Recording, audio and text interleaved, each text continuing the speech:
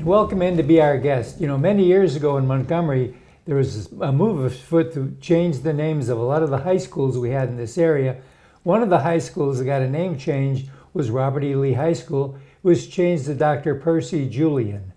And of course, most people would say, my goodness, they changed the name, but we have no idea who Dr. Julian is. So today we brought in Dr. Richard Bailey, who's an expert in some of these areas. And Dr. Bailey, on the birthday of Julian, which you did, is you had a marker made and set in Montgomery, Alabama.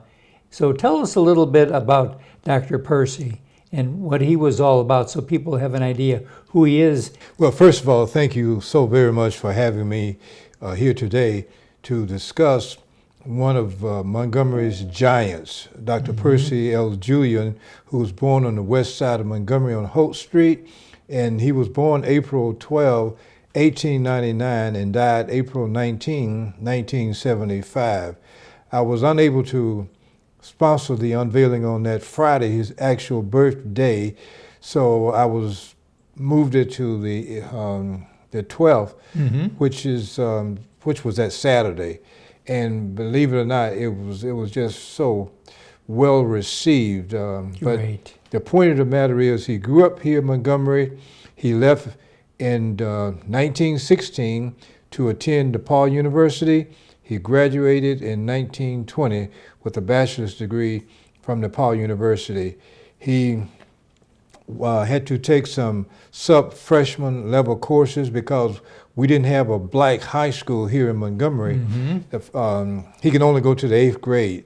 But to show you what caliber person we're talking about, this guy took these sub-freshman level courses, played in a jazz band, slept in the attic of a white fraternity house, waited tables for income, and graduated #1 in his class, valedictorian, and he was the only black person in his class at DePaul University.